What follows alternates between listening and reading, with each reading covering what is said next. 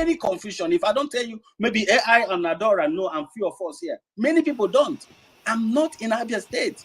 I'm not in any. Yeah, I was going to say you are Alex Otti's brother, but I didn't know if you wanted that to be known. So Yeah, exactly. Yeah, exactly. So that's the, so he's just like we said, Ivory. So he's well, thank you so much, Engineer Vin. I tried to reach out to you regarding the grassroots you said, and we've gone far. And I wanted you to to get back to you, but maybe you got busy and you didn't reach out. So maybe you can check your email and get back to me. And before the next speaker, we are working on something on the ground just to ensure that at least we get the message across. And yesterday, a delegation went to southeast. That's called them, went to southeast to see how we can get people sensitized as well. So we're working out something. I'm interested in whatever will take get us to. So you understand, we don't just come to spaces to talk, but we just keep working because we just have to put in the work. Somebody somewhere has to put in the work, and that's just what we have been doing. Thank you so much, Avery. Who will speak next? Mr. David's hand is up. The Engineer Vin. If I say, because before, if I had known, I would have spoken before I let Mr. Dr. AI cut. Before I let him cut in. Now, if I say follow me back, it will not be as if I'm farming you because your brother is the governor. Follow. Not exactly. My brother, that's quite irrelevant. It's quite irrelevant. I'm not. He is. It's quite irrelevant. I'm just joking, sir. I know. I'm just joking. So please, follow me back. I would like to have your. I would like to. I'm following almost everybody here, Jamie, and the rest of. I'm following almost everybody here.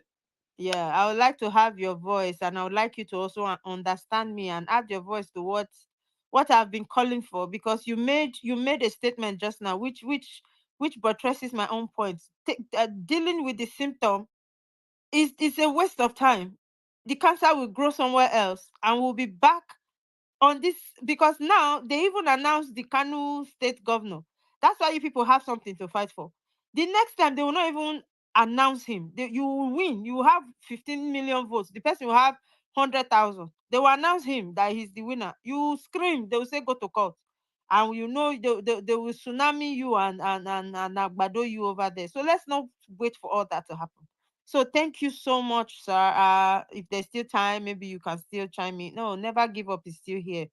My brother, I know you cannot raise up your hand because, oh man. Okay, Mr. David, sir. Just do it small for us so that never give up will go there. Maybe we'll take Mr. Vin again and then we'll call it a night. Thank you. Okay, you can raise your hand. Okay, Mr. David, sir. Yeah, good morning, Avril. Thanks for giving me the mic here. Good morning, sir. Good morning to everybody. Yeah, I was just trying to pick up on the events going on in Kano.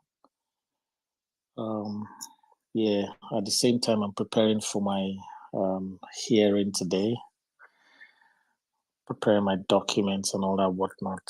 You know, court matters. I thought maybe I'd join you guys and chit chat just for a bit. Well, the gentleman that spoke last said something that triggered me, and that's why I asked for the mic. Said basically nobody believes in Nigeria. I hate to break a bad news because I like to believe I'm not a bad person, so I really hate bad news. But the truth, as I have seen it personally, is no one actually ever believed in Nigeria. We just found ourselves in Nigeria and we have to manage it. You know, our founding fathers, let's think about this for a minute. Our founding fathers, when they negotiated their independence, they did not just come and embrace each other. Hey, laddie, okay, we are now one now. They divided Nigeria into zones, into regions. That's your region. It's my region. You up there, that's your region. That's the truth. That's how Nigeria was started, as a regional system. Because they realized that they will have issues if they just accept the whole thing that British made them of, just make the whole thing one. They knew they were going to have issues because Nigeria is a multi-ethnic ethnic society, like, and all the ethnics have their culture and their differences and differences in value, obviously differences in culture, tradition, and so on. And all of these things will be at loggerheads with each other. So they actually started Nigeria as a regional system. You, that's your region. You, that's your region. This is our region. And yeah, we'll have some sort of center, but every region will be in their own. So nobody really actually believed in a one Nigeria. And that's the truth. Don't take my words for it. Please go and study Nigeria history without prejudice. Just study it with an open mind and just look at it. Nigeria, how it started. And you will see even our founding fathers did not actually particularly believe in a one Nigeria. And that's why they all have their own different regions. What am I saying? Even till now, the truth is no one particularly believes in Nigeria. They really don't. We just found ourselves in Nigeria. We've gotten used to Nigeria like this. But there is a better way we can coexist among each other. There is a better way. There's a far better way. And I've seen that, and I always use Europe as an example for a number of reasons. I have seen that many of the problems we have or we've ever had in Nigeria, Europe, if you study Europe history, they've had many of those problems. And finally, after World War II, they realized that the only way they can coexist among each other is to form a union. The same like the United States of America, the same like the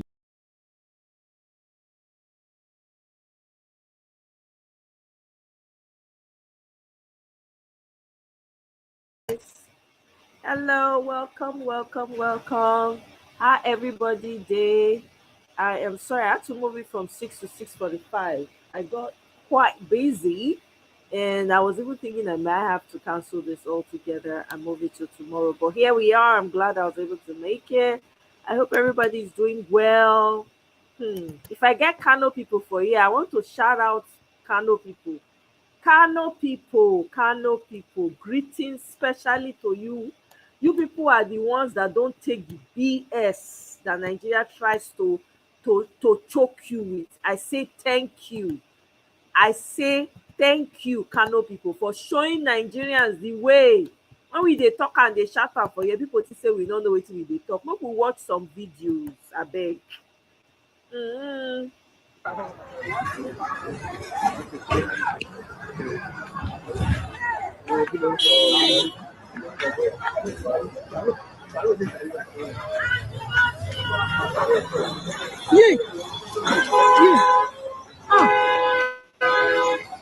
Ọ̀nìyàn sì wọ́n lọ help ọmọ yẹn sì. Wọ́n lọ help ẹ̀ ṣọ́tọ́. Àwọn yòókù ẹ̀ ní sì. Yìí wọ́n máa pa òkú yìí.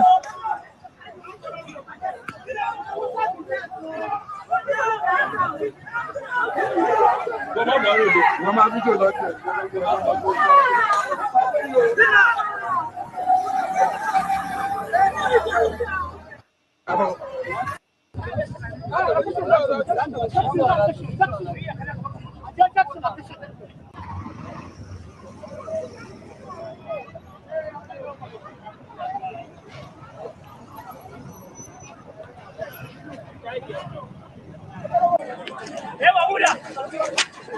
This morning, the concerned citizens of Kano arranged a peaceful prayer session in the Mahaha field. Unfortunately, after the peaceful session, the Nigerian police come and open fire on us. This is open day robbery. The Kano mandate has been stolen by the APC. The APC are trying to turn the Nigerian political system into one-party system. This will never be accepted, and we are calling on the masses to start bringing us food, water, and other supplies. We will not leave this place. We are going to die here. We are going to sleep here. We will not move. We will keep staying here until the justice prevails. Our appeal has been already submitted to the Supreme Court, and these people are calling numerously on the issues to defend APC. APC is a fraud. APC is a one-party system. We are here to die for Abba. Abba is the governor we elected. We are here to die. It's either police to kill us or go and kill Ganduje. Ganduje is the culprit behind all this, what is happening in Kano.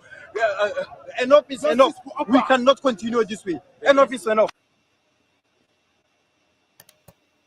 Now here as they give them fraudulent judgments, they all came out. There was no pushing, nobody pushed anybody, nobody egged them on, nobody begged, pleaded, nobody came to social media to talk, sit down and talk and nudge people. They came out because they saw that their rights were taken away from them. Please. They saw that their rights was taken away from them, so they came out. Me, I see an opportunity here. I don't know about any other person. No, this is an opportunity for people to take advantage of this kind of situation. Can you imagine this? Did you hear what that guy said? He's ready to stay there until they return their mandate. They don't care. Hey, God, I beg you. Meanwhile, the South, they are busy on TikTok, securing the bag, buying car, buying house, materialism. Meanwhile, your rights are being taken away from right before your eyes. But people in the South are busy, carried away. Car, I just bought car, I just did this, I'm doing that, look at the North. There was nobody had to do any space or any life to ginger the people, to talk to them, to shout.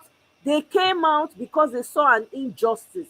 You guys heard this guy's comment now. We stay here, bring us water, bring us food. Is that not what was expected after the presidential election? If I tell you I'm so proud of these people, I'm so proud of Kano people. Oh my God, I'm so proud of them. This is how you do it. If these people now, let me tell you, if they turn around, they will turn around and they have to give these people what they are asking for.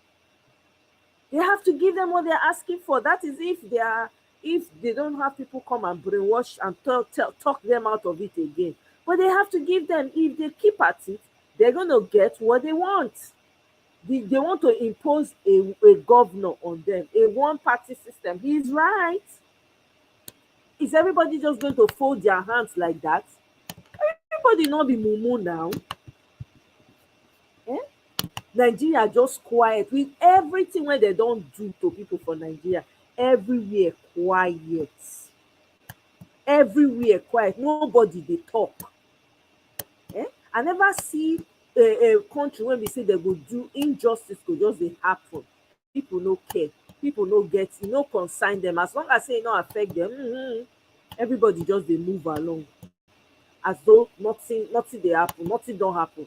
They steal your property right in front of your eyes.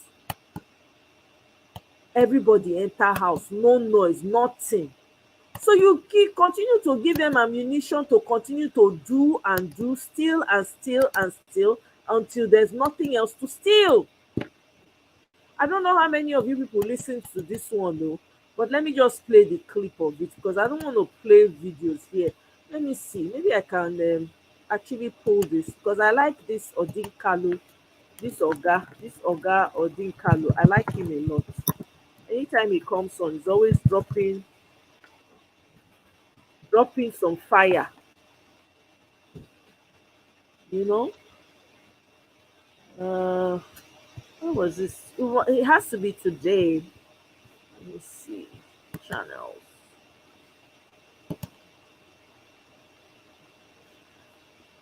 It has to be today now.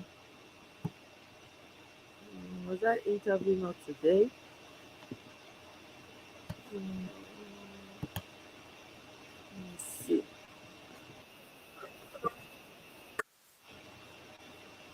Oh, what else looking for? Kano people should keep at it. Honestly, they should stay on it. Kano people need to stay on it.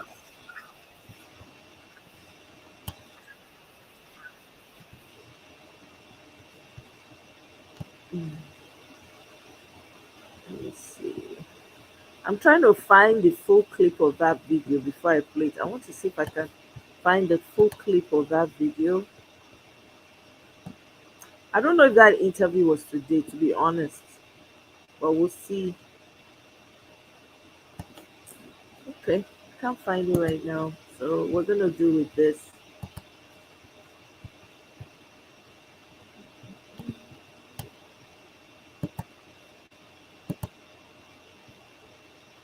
It is inconceivable. It is a bloody scandal. And I'm actually scandalized that any lawyer, irrespective of the side they take in the case, cannot see that this scandalizes the judicial system. And you tweeted today, you said, you were quoted rather to say Nigerian judiciary is crooked. Did you mean it, so, or they misquoted or misquoted? I was not misquoted. I absolutely said so, and I own it with my full chest. But wouldn't that be a white brush to paint the entire judiciary black? Look, I said, let me repeat myself. I said so, and I claim it with my full chest. Even with the consequences that may thereafter abound. Let me repeat myself. I said so. What makes you think or say, believe so? It's not a belief. No judiciary that is credible will produce this kind of judgment and certify it. And this is not coming from a customary court. It's not coming from an area court. It's not coming from a magistrate's court. It's not even coming from a high court. It's not coming from a customary court of appeal, nor a Sharia court of appeal.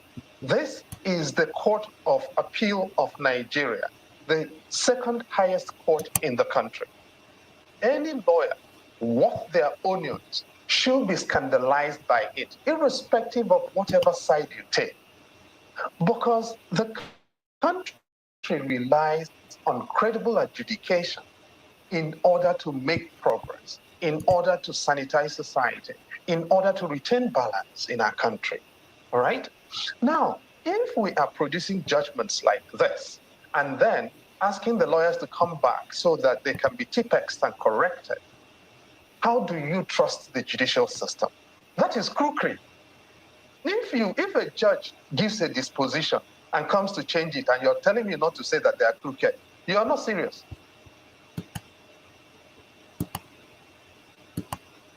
I wonder why this show, I don't know, the journalists in Nigeria, don't they live in Nigeria? Don't they see what's going on? That's the question I always ask. Because sometimes when they ask these questions, it leaves me confused. Like, is the hardship, are you people not plying the same road? We fill the potholes. Are you people not buying diesel for your generators? I mean, the way he even asked this guy a question, isn't it obvious to you, Sheun, that your judiciary is crooked? I don't understand. Are you satisfied? Would you say you are happy with the judgments that are coming out of your court systems? Are you happy? Are you proud of it? You know, they seem to ask questions as though they're aloof of everything. They're not aware of what's going on in Nigeria. Some of those questions are very offensive. Even now, even saying to this guy that regardless of the consequences, what freaking consequences is worse than where Nigeria is right now? What consequence again is there? You know, these people just talk like there's no. I don't know. It's very annoying to listen to these journalists. Half the time, I don't like watching them anyway. Sid, welcome. Oh, good evening. Greetings to you. Greetings. Happy Wednesday, I think, right? Yeah, same to you. Yeah. Yeah. Happy Wednesday. Good to have you. I see you said the north is different from the south. You call it, you know what? They're fighting for what is theirs.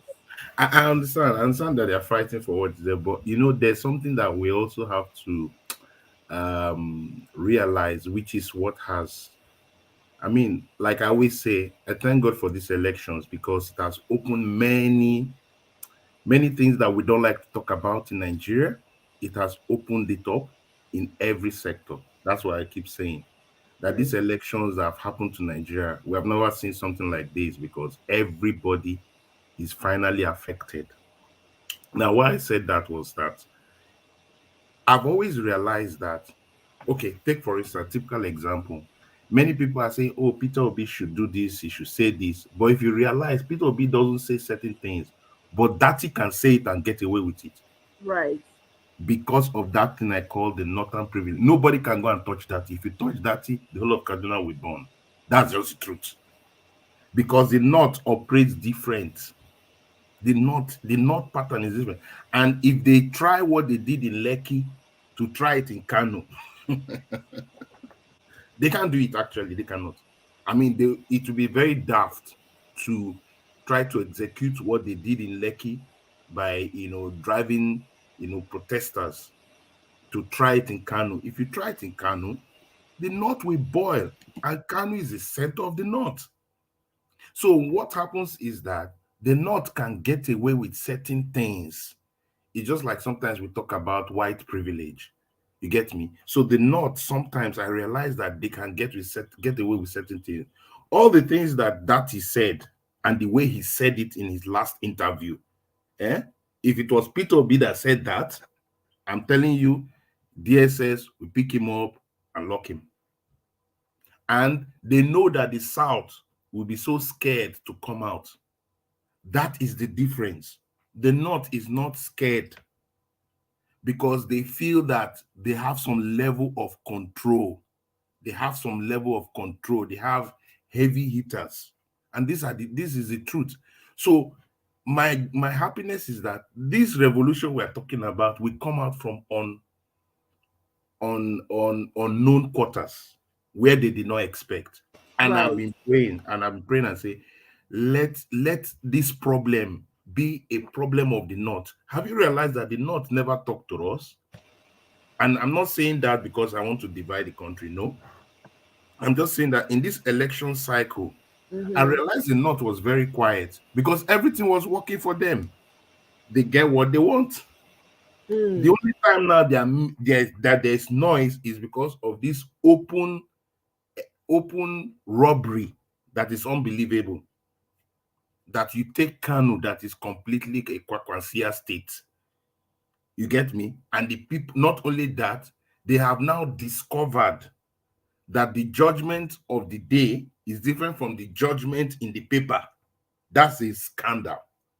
So you cannot, the North is now implicated in the problem because ever since what has been happening, if you talk with the Northern guys, majority of them, they would think it's a Southern problem, that they should just leave Tinubu there because, of course, Tinubu is Muslim, so they don't have a problem and they feel it's okay. So they never get interested. They feel the South is just making noise.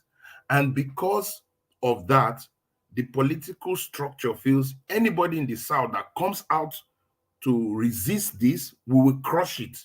And that's the fear that happens in the South, that people are so scared to come out to protest. Look at what happened in Imo State and what happened in Kogi. Open day robbery, 540,000 people voted APC. It's not true. Results were already there. But if people come out, what will happen? They will crush them. They will crush them and nobody will bat an eye. But my preference is that let this thing now start happening to the North. And then the North will come out. Then maybe it will mobilize the South to come out and say, we are tired of this judiciary, we are tired of these elections. I think we need to reconsider our state. So that's why I put that in as this is a northern privilege. Not that I'm saying that, oh, we give them the North always, and their personalities are different. The North does not, they are more activists than us in the South. Unfortunately, if anything happens in the North, they don't waste time to come out, especially Kanu. Exactly. They don't waste time. They don't think about it. They don't tweet it. They are not in Twitter and all those things. No. They are not in those things. As soon as there's an issue, whether it's a religious issue, whether it's a political issue, they're on the streets. And that's why Buhari was always threatening that if anything happens, the baboons and everything will go in blood. What he's telling you is that is the truth. The North will just come out. So you will see this thing that the police will take a step back.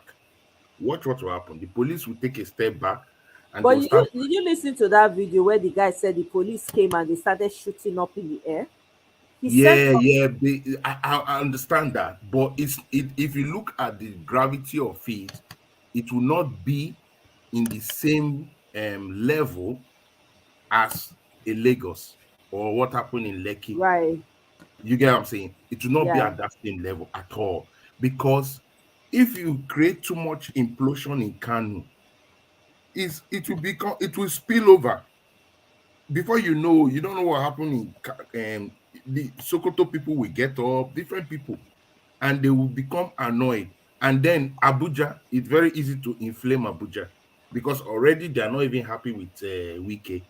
So they don't feel that Wike, they don't feel a Southerner should rule in Abuja.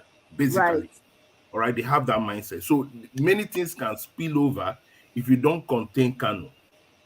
And the only thing that Tinubu will have to do in Kano is to let Kano be if he wants to sustain. But I pray that he will be stubborn to say no. I want APC. And the funny thing about this, do you know that the APC candidate did not go to court? Oh, really? In Yeah, in yeah, yeah, yeah. Kano? The APC governorship candidate that lost the election, he did Uh-huh. not. He did not go to the tribunal. So how come they had ruling and all of a sudden just declared? APC as a party went to the Oh tribunal. my God! Yeah, okay. Yeah, APC as a party went to that tribunal. The person that as governor did not go because he knows that he did not win. He knows that he did not win Kano. That the person that won Kano is the Kwakwasia movement. So APC went there. It's just like what happened to Lawan. Lawan did not go to court initially. It was APC that went, and they were able to fight for him. So, Who is and Lawan normally, again? Who's Lawan again? the former Senate president, Ahmed Lawan, the Oh, former yeah, the Senate one that president. I think he wanted to contest as president, right? He Yes, bought the then he lost presidential. and came back and contested as senator and Right. took over from somebody that won the primaries. The primary, if I remember. Yes, and the Okay, guy yes, went to court. You yes. get me? Lawan said he's not going to court, too, but APC went to court, and the APC were able to maneuver the court. All right. Right. So that's what is gone here. But the problem is that when they are doing this, their dirty job, they did a shoddy job. The ruling in the appeal court was for NMPP, but when the judge came out, he did another ruling. So that means they always have two rulings, one in their back pocket for the highest bidder. Then by the time they gave the official thing from the court, it shows that the ruling says NMPP has won. So why already it's a scandal to the judicial system, and then it's setting that place ablaze because the Kano people will not rest and it will not happen. So my own is, what will this agitation now trigger? Will it trigger the north? Will it trigger the southern people to say, look, we need to step out and push back? But I don't think, because the south it's not as homogeneous as the north, unfortunately. I mean, not that the north doesn't have different small tribal groups, but a place like Kanu is very homogeneous. The people will just say it as it is and they will just come out. There's no Twitter here now. They just come out. They just come out Exactly. and that's it. Nobody, that's what I'm saying. See the way they came out They don't discuss organically. it. It's not a They did discussion. not They will just come discuss. out. Everybody just came out. Yeah, that's Eh? it. So it's the reality we have. So that's why I mentioned that thing about, that's my own understanding of saying, oh, it's a northern privilege, because there are certain things that, I mean, I knew that Dati was going to release himself, because I think he has been telling Obi, like, we will fight this thing, we'll go street. Exactly. But I'm sure. but but Obi is like, no, I don't want to go streets because I don't want problem. So I I know. think I know. I don't want innocent people red oil for I my think what hand. Dati was, what he now told Dati is that just go and be yourself. Just go Yes. and be yourself, talk your mind. They won't do anything to you. And it is the truth. Yes. There's nothing they will do to that. They can't touch that thing. That is in a that is position that to even get that thing, for Obi to get that thing was a very hard thing. They put pressure on that thing not to accept Obi's candidacy. Yes, yes. It was a major problem for the family because the family is a major family block in the north. That his brother is the secretary of the Northern Elders Forum, who is now an advisor to Tinubu. Do you get me? Yeah.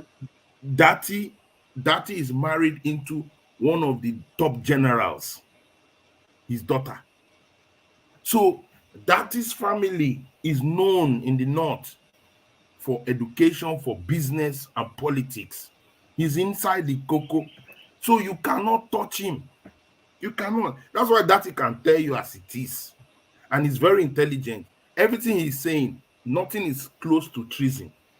Everything he said is not close to treason. Just that he's telling you as it is. Yeah. You know? And so, who will touch him? You touch him? If you touch him, what you are just doing is that the knot will realign. They'll say, no, you don't touch our boy now. Irrespective of anything, you don't touch that guy. And that is he's a very devoted Muslim.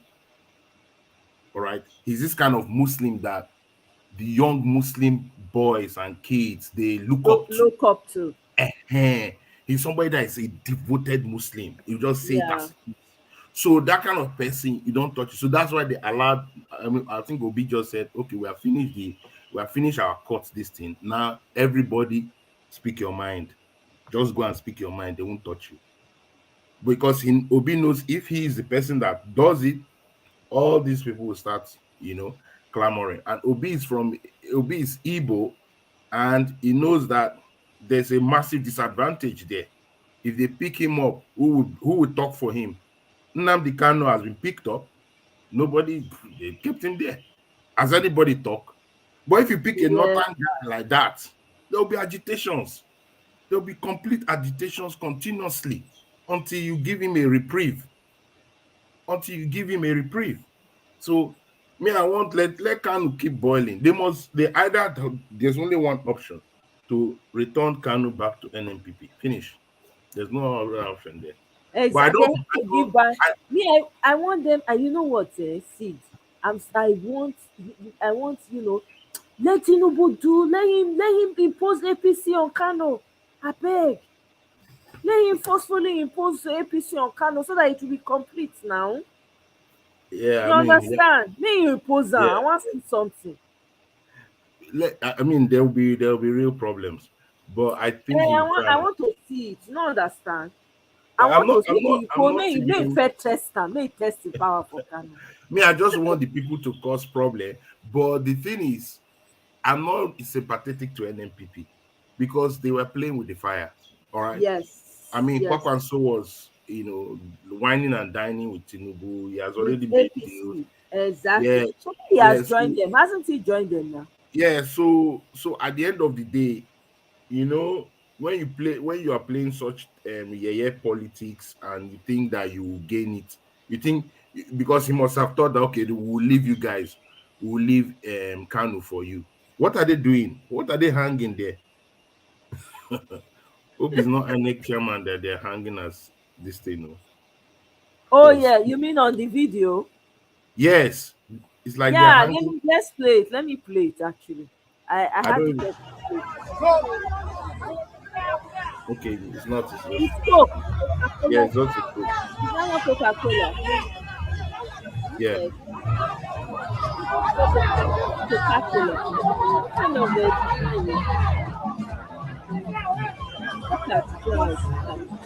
organic, though. They're not beg them. They're not top.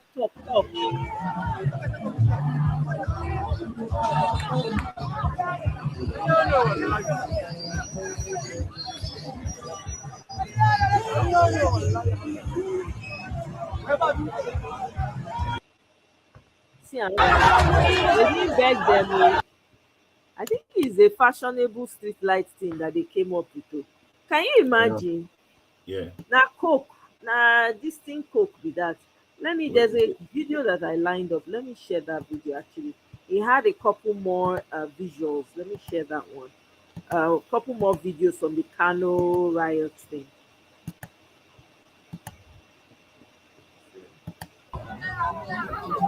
So this is the one we just saw.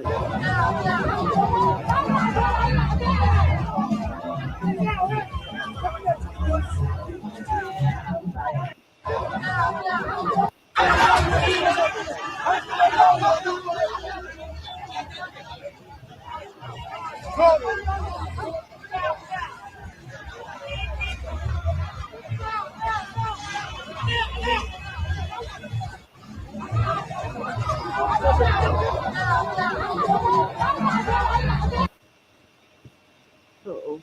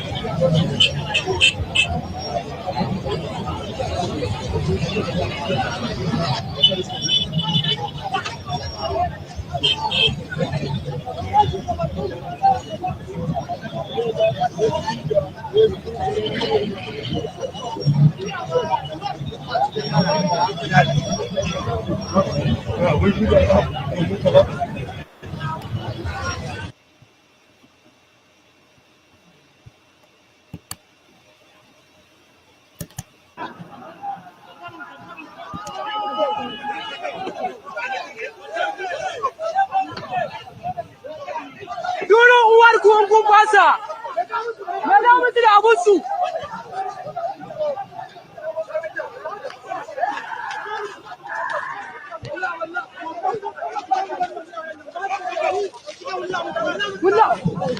Wallahi kawo kaza.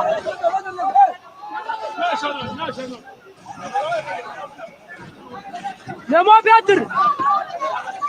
I love Northerners. They don't waste time. They don't waste time. Not too much talking.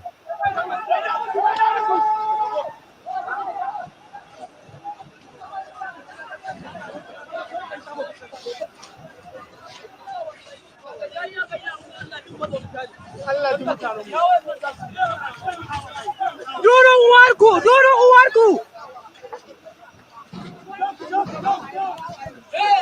Wai sa Peter.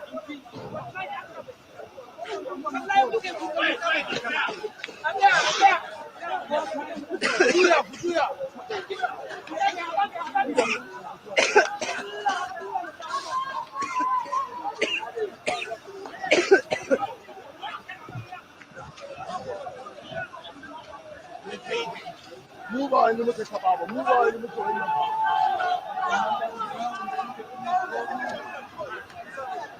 Kiya ga dan bure uba. Wallahi ka kare. Kiya ga nasu ya kare. Ya kare. Kiya ga nasu ya kare.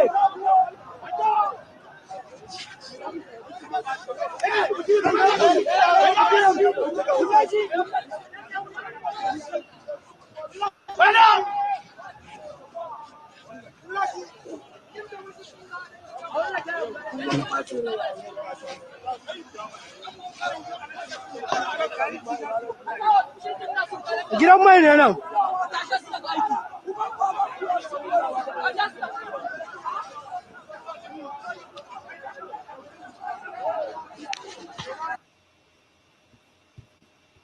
Wow. Yeah, I think that's it. Well, Kano people are the most politically savvy state in Nigeria. So, I mean, Kano on like those guys like politics. So Yeah. So they are very politically active. Anything that just goes anyhow, They don't waste time. They don't talk too much. So I But that's think how it ought to be. You understand? I know, That, but that's how it's up because I think the problem. Let me tell you the truth. The problem we have in Nigeria is that materialism, eye candy, TikTok, all the social media platform, eh? E don distract so many people. In the south, what are they busy doing? Showing body on TikTok, doing this thing, all these things, having access to, you understand, trying to make yeah, money, do whatever it is. That is the problem. In the north, how many of them get TikTok? How many of them do you see on spaces? How many of them do you see on internet? yeah, Do you understand? So their minds are very alert to what's going, because they've been sensitized, they know what's going on. That transistor radio that they carry around. yeah. I mean, with the BBC, advent of BBC, now, some people Hausa. get phones, but most of the time in the morning, you hear them with their transistor radio. They speak Hausa news for Hausa to them. The Yeah, sound is spoiled. The yeah. sound, let's That's just and not that's good. what causes. So by the time we are doing different things, we don't want anything to scatter our business. You get me? Thank So we you. just maintain and endure. But them, God will they are bless you. politically active. Yes, So they are that's aware. they are politically aware. Yeah, Sound that they think, oh, I don't want my business, so make my business not go bong for God. At least money go enter tomorrow. I dey go market tomorrow. All these material things, they be carried away with the things of the world. That's what is happening to South. They are spoiled. yeah, They're yeah, spoiled. Let's just say it the way it is. They're spoiled. Even though there's no food, though, you understand. You go see person when you go come, you go say, okay, go and give money to that person. Okay, even though yes they have that kind of thing in the north, but their mindset is different because they are not as materially minded the way the southerners are. The southerners have been wrecked. You see a lot of southern people on TikTok, you go weak, you no believe, you shock, you say wow, when did we get to this point? Eh, One of the things that I think needs to happen in Nigeria, they need to shut down. And I hate to say this, I really, really hate to put it out there, but social media is a problem. mm, Social media, if they can switch that off so that people can go within and start to really face their problems. I don't know. God forgive me for saying this, but that's what yeah. I see. But also the social media has also been the way we have been able to also disseminate information to a lot of people, to become politically active. If not, Nigeria would have been very docile and more docile than you see. But at least we have made progress. I would say that with event of Twitter and all those kind of things becoming very prevalent in Nigeria now, it has created more discussions. You get me? Which has moved the needle forward in terms of political awareness. If not before in Right. the South now, people will be playing football on election day. People will just relax. You get me? People will just youth were not involved. Nobody was interested. Like let them do what they have. It's only the North that was always interested. The North will always come out and vote. The North will always they will bring out everybody, even small children will vote. You get me? Because they Mhm. understand that if we have that strength and voting, then we can rule, we can coordinate what happens. Even if the most of the North, what happens is that most of the North, their elites also cheat them. The elite just gives them very minute crumb and just forget them. You Yeah. get, and then come on election day again, give them a minute crumb, and all of them will come like it's like head mentality. Everybody will move. But in the South, there was no interest. The in the southeast people don't open it. Look at how it took a lot of campaigning for southeasterners to close their shops in Alaba market, close their markets, and go and get their PVC because they don't get it. They don't think like when they have their container coming, they'll come and be doing PVC. That's understand that the mindset is completely a different thing. So Yeah. I think with social media, we're able to move that needle a bit, get a lot of young people to come in to vote, get their PVC. A lot of people in the market began to get their PVC. And I think that's what shook the establishment, that actually these guys are not for people tweeting in a room. That tweeting in a room now, they are making it physical boots on the ground. Right. And that's what threatened. So, but the opposite side is that when you have so many goodies that you need to do, you will not think of yourself, I will come out on street. I won't come to street now. I beg me, I don't want any problem. You get me? Because of what we Yeah. have seen they do in Lekki, they killed people and they denied it, they moved on, everybody. But if you kill people in that Kano today, tomorrow, that's why they are using tear gas. If they use live rounds and start killing people in Kano, wahala will be there. There will be serious wahala, and it will not be, because the person in charge of the government now is the current governor. I think so. The current governor. He's aware of what's going on. He's liking it. All right. Right. So, but they have to find a solution. They have to find a political solution, because this is a real embarrassment. Because you cannot have two judgments, one in the court, one different. So what is it? And then you say that they should bring back the CTC judgment so that you can TPEX it. And Nigerian judiciary, they have finally disgraced us. They have finally disgraced us. It's in the mud. It's in the mud. You know I what? mean, it's terrible. Sorry. So go ahead. Yeah, Say it's what you terrible. want to And, say. they don't understand that the world is looking at the judiciary and saying, okay, if I'm an investor and I come into your system and there's a court issue, so the court will say, oh, we made mistake, let's TPEX the judgment. Like, how do you get into that kind of system? Mhm. How? So Nigerian system is completely in the mud. Nobody, like, the judiciary is a mess, and I pity the very few voiceless judges. The very few that are good, but the system has overwhelmed them. I just speak because what we have now in the appeal court, the whole of the appeal court, I don't reckon with the appeal court, because most of the appeal court is just corrupt.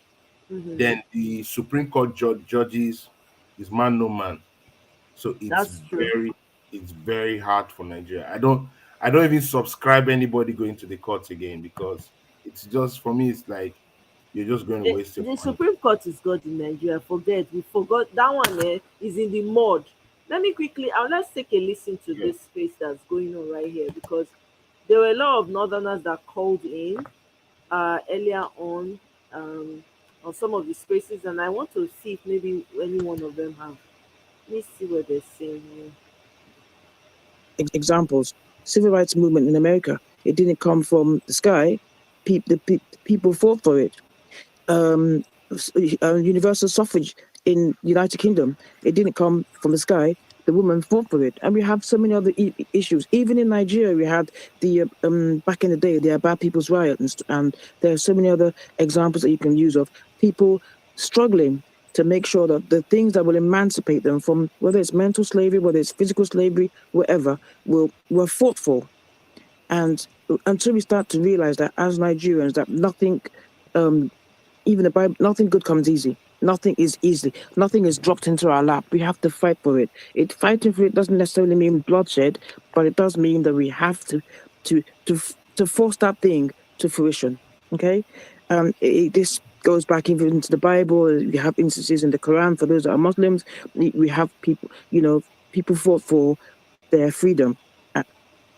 Okay, so we once we start to realize that we need to fight for our freedom, maybe we start to realize that we need to do something. So the people of Kano State, I give them kudos. I mean, Yes. even during the after elections, you have the people of the North. They were the ones that were really, really, really pushing for the right thing to be done. We can all remember the Nassau state woman that came out naked, literally naked with their bare breasts showing, and they were on the streets despite rain and sunshine, despite the threats from the police and the army and so on and so forth. They still came out. They were determined that what they voted for should be which was the will of the people, should be, sacrosanct and should be upheld.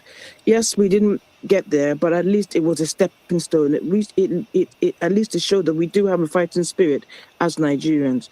I think the major problem that we're having now, the reason why a lot of people have not come up to the protest, and I say us, and I include myself there, is the fact that we are scared. Scared of what? Scared of being killed, scared of for those that work, scared of losing their jobs, like for people that work in the ministry. There's so many fears, so many reasons why Nigerians are scared to come out. And basically, there's hunger in the land. I'm not using an excuse for anybody. I'm not.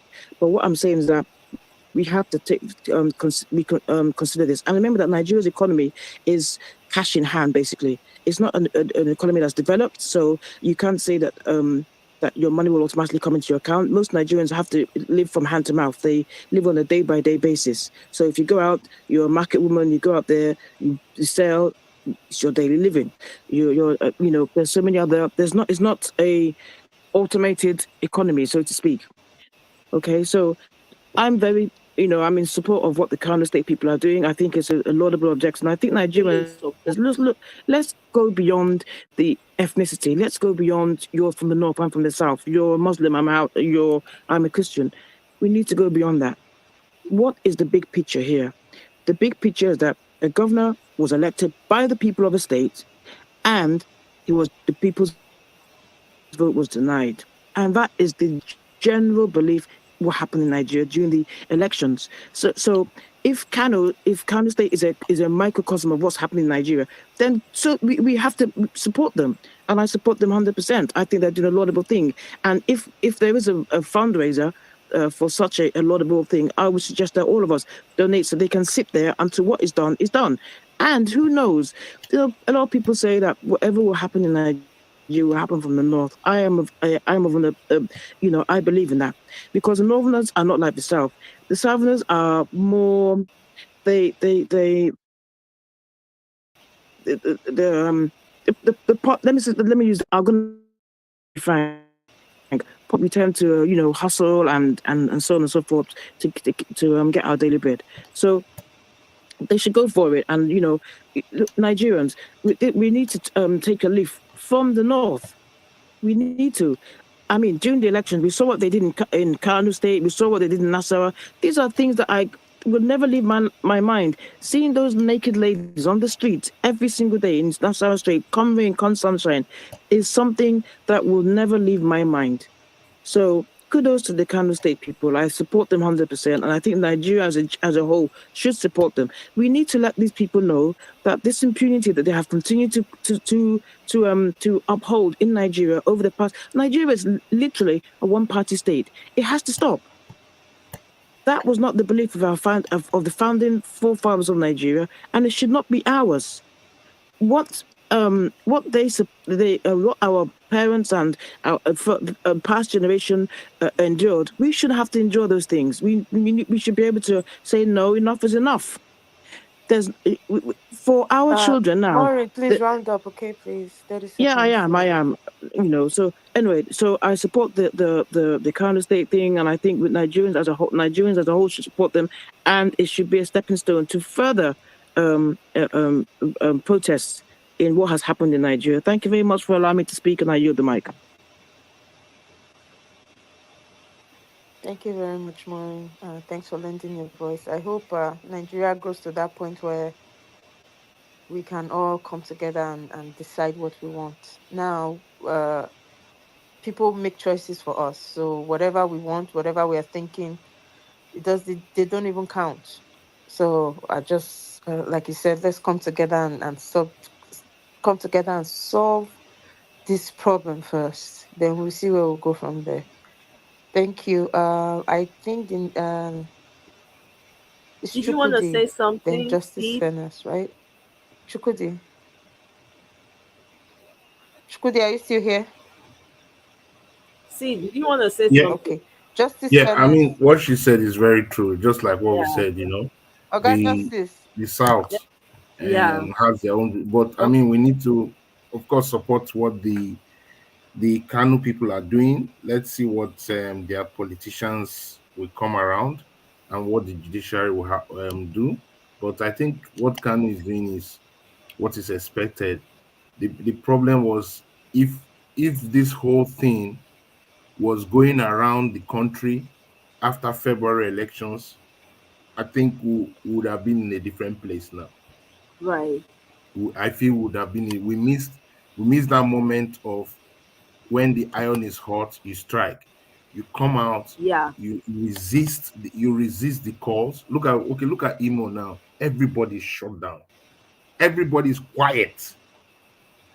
You know, like an election Exactly. has been robbed and everybody just chill. There's nothing you can do. Why? Because if you step out, especially in the southeast, they will use the army on them. That's just the truth. Yeah. Hope Uzodima will just There'll activate be a the army. lot of Hello? casualties. Yeah, there will be a lot of I casualties. said there'll be a lot of Yeah, casualties. yes, and that's the fear that is going on, especially in the south. The south feel that because to be honest, the human mind always will remember certain things. All right, the young people saw what Right. happened at Lekki. The young people Right. saw people being killed. The military was used. They shot at people and they denied it in front of the cameras that nothing happened. A lot of people were thrown into the lagoon. Some people have not even found their loved ones till today. And yet some people deny it, that Exactly. nothing happened. There was no massacre. Some people still deny that Yeah. nothing happened. You know, they muzzled the hospitals. So when a young person looks at that, he will ask himself, why do I need to come out again? And I get killed, and my parents will not even know where my body is. You know, Mm. so these are the challenges. But those challenges don't happen in the north. The north don't really care. They don't care because, like you said, they live on very little. They're very minimalist. They don't live on so much, and Yes. they don't have many Yes. things to They are not encumber them. materialistic. They are not money conscious like the Yeah, South yeah. is, like They're Agaro not City very Oba. money conscious. The little You they know, have, they are satisfied. Yeah. yes, they are not very money conscious, and they are very politically driven. Their mindset, when a northerner puts his mind on something, they are like die hard. Our own money can shift us easily. When you put the money around, somebody that you put money by afternoon, he has changed his mind. So all those things are there in the southwest, in the south, in the southeast. You have those problems, you know. So it's very, and I'm even saying it here. Edo elections will almost be similar. I don't know how, because if you are seeing situations like this, then that means once the governor has a good alignment with the president, he's going for it. And people have not understood what Tinubu is all about. Tinubu, he cannot be different from who he was. He can't be a different. I don't know why. Sometimes I look at people talking. It's like Tinubu should be different. He's not going to be different. He's going to be who he is, and who he is that he will naturally, in the first 2 years, capture the state, capture the structures, financial structure and political structure. He will capture it. He will capture it, and I'm telling you, that's what will happen. He wants to capture the state so that he has, because it's an embarrassment for after the election he had 12 states, he only won 12 states. So he doesn't want that situation anymore. He wants a situation that he's in control of at least 20 to 23 states in his pocket. Right.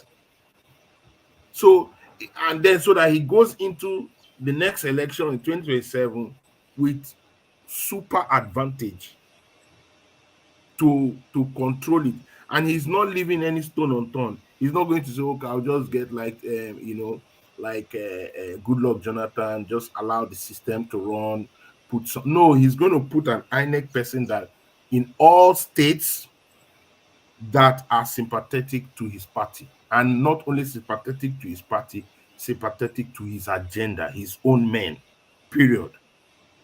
He's going to do that. So he's looking at the big hitting states River State. That's why he keeps Wike in possession and just trying to manage the crisis there. He wants to manage it because he needs it to be delivered for the elections.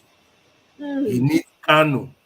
Kano is the big state. If he has a good deal with the Kwakwansia movement, or he needs that Kano, he needs it.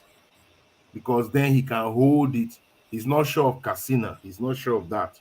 He's not sure of Buhari State. He's not very sure of that. But if he can get Kano, okay, good and fine. Then he will find, he wants to take out the North. Imagine Plateau. Plateau was completely not APC. But they are finding that they are looking for every loophole. You just come out and say the Plateau person and blah blah blah. He was not a true member of PDP. I mean, what kind of thing is going on? Election that you did not win. So he wants the middle belt, those areas where he feels he can get large numbers and basically have it in control. He's not worried about Bayelsa. Bayelsa is not a big number state, but he'll be worried about some states in the South. If he can grab it, he doesn't mind it. So people must understand that once we enter that, if there's no resistance to this onslaught to create a one-party state, 2027, when we get there, there's no point for us to even do an election. He's not going to allow any electoral reforms. We must try to put pressure for electoral reforms, but Tinubu will not allow an electoral reform. He's not going to play nice. It's not going to happen. Not under Tinubu. Electoral reform. I'm not even seeing 2027. I'm not able to see 2027. Why? I'm looking at now. I'm watching. I'm watching the people. There's something needs to happen. There will be no 2027. It will be APC. There will be no election. They shouldn't even. In fact, there was a guy that came out recently and said that they should be doing election in such a way that the parties will come and campaign for the INEC people. So it is the INEC people that will decide. I'm telling you, they want to find a way to take it out of the people, take it out of the hands of the people. But did you not see what Obasanjo said recently? What did you hear? He was saying that there was pressure on him to bribe the INEC chairman. Yeah, I read that. Pressure on him was in now, this 2023. Of course, now because he was the foot soldier for Peter Obi. For Peter Obi, yeah. So the truth is this: you say, okay, there's not going to be a 2027 because something has to happen. That thing that has to happen, you see, when we are pumped was the beginning of the year, when people's blood was hot. Now, the way situation is going, as the balloon is lessing, we are realizing, you know what, this is not going to work. So people are now trying to find their way, like, how do I get out of this system? How do I just disappear from this whole mess? So the only thing that can create it is this revolution or resistance to bad governance. Where will it reach a peak? And for me, I've been saying, until this problem becomes a northern problem, until this issue really touches the north, because the north has intense poverty in the north. Yeah. All right. It has always been there. And it's like they live with it. Yes. They're content in it. Yes, that has been the problem. So when we are complaining, fuel, things are difficult, the north doesn't really complain. I don't see, maybe because they are not much on the media, but they don't come out and protest against food crisis or fuel problem. No, they don't, because they trek. They don't stress on those things. Do you know that the UK officially has recognized Nigeria as an Islamic state? Yeah, I think I said that in my last two 2 times I was here, or on another Yeah, they've platform. now officially, now they're just Yeah, now officially today of course. I think I said that recognizing it. because I This said the was in the problem. playbook. Yeah, I said the Hey, problem. Nigerians, wake up. Go I said ahead, my friend. the problem of the Muslim ticket is deeper than we think. And the visit to Saudi Arabia is, they say, oh, for investors, it was much more. Yep. Those undercurrents were the things, because when you go and visit the Umar, that's the head of the Muslim faith. When you go, when your president goes there and eats and works with them, then basically is to say we are a committed Islamic state. All right. Hmm. And in that space, there's no uh there's no Christian voice that is saying no, we're a secular state. So we're in that conundrum already. Then there's the Israel Palestine issue, which is also another strong issue.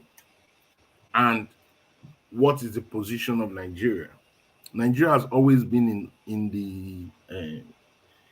the balance, in terms of Nigeria has always been in the center. They've not because we have the Muslim persuasions and the Christian persuasions. So we try to always be in the center in terms of diplomacy. And you don't want to go so much against Israel because there's so many benefits you get from the Israelis, which is very good in terms of security, in terms of many, many benefits. There are also benefits you are getting from places like the Arab world. All right. So there is real problems that Nigerians are not seeing and waking up to reality that very soon, everything that this Islamization, it will just happen while we are just drinking tea. I'm So telling so you. Hell. the truth is that Nigerians must begin to say, no, this is not an Islamic nation. We must push back that media narrative. If you talk with people, people think that Nigeria is an Islamic country. No, it's not. It's far from an Islamic country. But that's the narrative people push out there. That's the narrative people push out there. That's the And because, narrative they want. That's the yeah, so they put it out there so people will be saying it and repeatedly. because our neighbors, most of our neighbors are already Islamic, all right, Niger and all that. So you begin to create a narrative like that. So we need to say, no, Nigeria is not an Islamic country. Nigeria You are right, is, actually. Yes. yes, Nigeria is a secular country. It's not Islamic. And I know why Tinubu is pushing that, because Tinubu is desperate for legitimacy. So he Yeah. needs to give something for the North to accept him as one of their own. And then he needs money. Saudi Arabia cannot give you free money if you are not pushing Islamic agenda. Simple as short. Mhm. So Saudi Arabia will not just give you free money, just have free money like that. No. Okay, what are you doing for the Islamic world? What is Nigeria presenting? Say, okay, what are you doing for the Islamic world? How are you ensuring that your systems will favor the Islamic people? So, but he needs to know that, and that's why we're saying when you don't have a president that has legitimacy of his people, he doesn't have a Anything. backing, he becomes vulnerable, and anybody can leverage on anything concerning him. They can say, Yeah. oh, we'll give, and look, he's looking for money desperately. You get me? You're looking for money. You will do anything now. You're looking for money, you will do anything. You will sell Nigeria to get your money. You get me? Do you know how much he has spent? People say yes, he has money, yes. But do you know how much? The other day I was calculating it, all right, 177,000 thereabout polling units. Hmm? You have at least two polling officers, polling party officers in those polling units. Let's say you are giving them minimum 10 grand, which is not true. Sometimes they get 20. Sometimes you get more than that. Calculate it times 177,000 polling units. Just know how much has been put in place just in polling unit, not in other things, not in all the big money he needed to give to INEC officials. He needed to put, so when that money they pump in is tremendous to maneuver everything. So they need to recoup it. So all these things you are seeing, supplementary budget, renovation of this, renovation of this. Even Lagos State, look at their budget. They are budgeting for things. If you see the amount of money for maybe water, you see how much they are budgeting. Those I'm things telling they you, fan for fan. for fun. You put big money. Because the money they used for this election was unbelievable. So they need to recoup it. They need to be buying things. They say, oh, for yacht. Which yacht? That money, see what has happened. People have not understood this scam. Let me explain it. They put money for the yacht. It came out. Everybody complained. Why will you do this? Why will you do this? Okay, the Senate says, all right, no problem. We are not buying it again. That they are redistributing the money to student loans. So that money now will go for student loan. They will add it to what they have in student loans. All right, very good. The question is, student loan is not guaranteed money. Like, it's just a loan. They're telling you, okay, we'll put more extra in the loan. But the budget never changed. So if the budget was $100, they still approved $100. The budget never changed. And so they can use that loan money for whatever. Who go supervise them? So at the end of the, and then the next day they come out and tell us, actually, that yacht, they have already bought it. They've already bought it. It's something that has been delivered. So who is scamming who? Like, and Nigerians are, I was saying, why is it that we're so we are not looking beyond that? We're just complaining about yacht. No. That's gaslighting. They've done it already. So don't worry about complaining. What we need to look at now is to investigate where are these monies, who paid what. Not they have already paid for it. They're just recouping the money. They need to recoup it.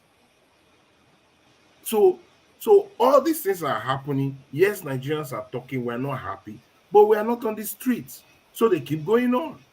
So 2027, except something unusual happens, I don't think there's momentum. That's what I'm trying to get at. Right.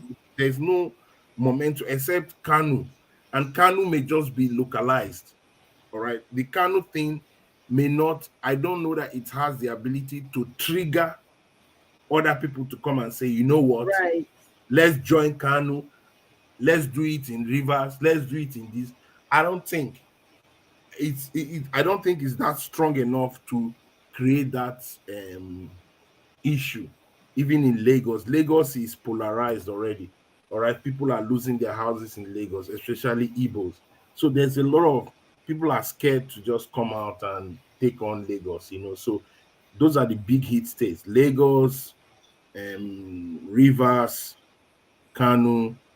Those are the big states, or where you think there can be action, maybe Edo and thereabouts. But apart from those places, if nothing's happening in these major cities, then nothing's gonna happen. That's just the truth. These are the major cities that anything can trigger.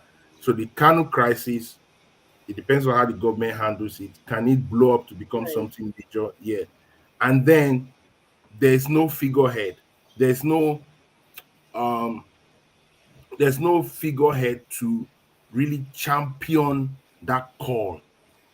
It's very Right. hard. It's very hard. So I don't know how Nigerians will have it, but 8 years of a Tinubu regime is going to be very, very sad. I Nigeria mean, will be gone. You will be submerged underwater. I, yeah, Nigerians, you people should wake up. Oh, wake up. You have slept enough. Nigeria cannot survive. You see, 6 months alone. Look at what has happened. Six Everything that we're talking about now, under 6 months, all these things don't they happen. Yeah, of course. Are we talking about the Tinubu money is not that is wasting time. stolen? Tinubu is not wasting time. Like, okay, for it to be recognized as an Islamic country, does it bother the North? I want to ask. It's only the South that will be bothered about that, really. All right, it's the South that will be bothered about it.